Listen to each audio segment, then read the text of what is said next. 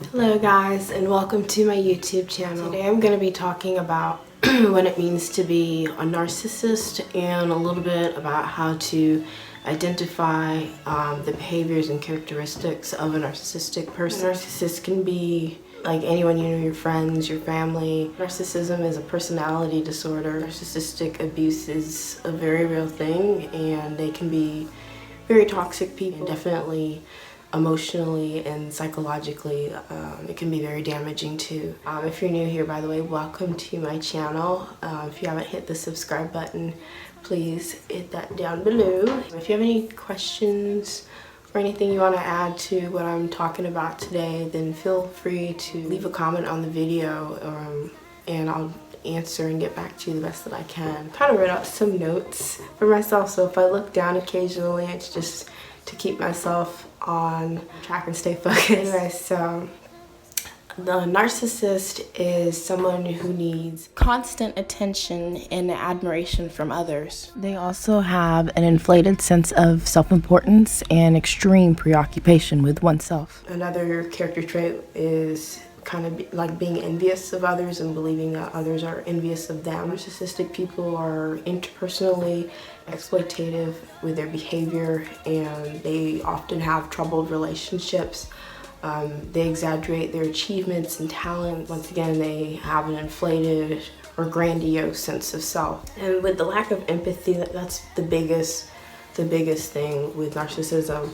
And there's 3 different types of empathy. There's cognitive, emotional, and compassionate empathy. And cognitive empathy is basically like overthinking, other people's emotions and overthinking a situation. Sometimes cognitive empathy can come off as uncaring to someone who's in emotional distress because they're analyzing the situation more than necessary. Emotional empathy is feeling the exact emotions of another person. Passionate empathy is having concern for another person but doing something about it. You want to stop their pain. If you want to find out more about the different types of empathy, let's talk more about what I've researched and read about that too, and I'll put that in another video of mine. A narcissist may view other people as objects and trophies. They don't see you as a person with needs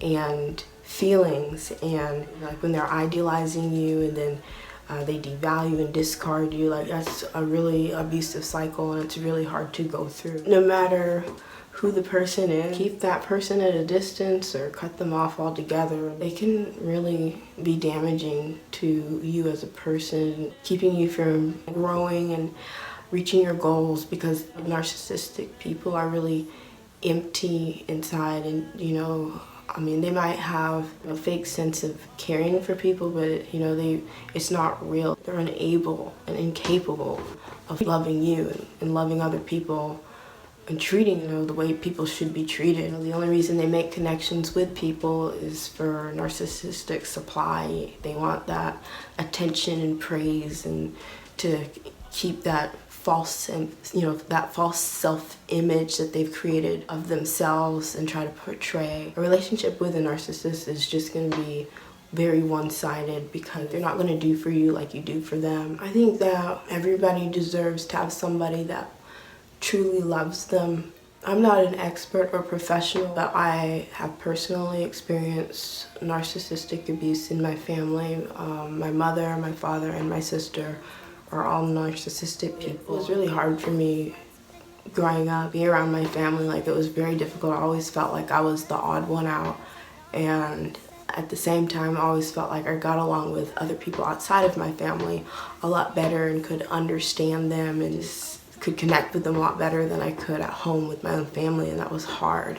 It's because of that disconnect that narcissists have, and I feel bad for them at the same time because I just can't imagine living my life in a way where I can't connect with other people. You're not living your life to the fullest at that point either, because I don't know, I'm just a very optimistic person. I'm really supportive of other people, and I'm glad when other people do well and are successful, and One of the things I read about narcissists is that they're the opposite. Like, they kind of revel in people's sorrow, and it makes them happy to see others fail, which I think that's terrible. And I just feel bad for them, because narcissism isn't like a passing thing. It's a personality disorder that's lifelong. I started seeing a therapist. She kind of helped me with figuring out some of these things about my family, having everyone in the family being narcissist and I'm not. Like, it was basically like being everybody's punching bag.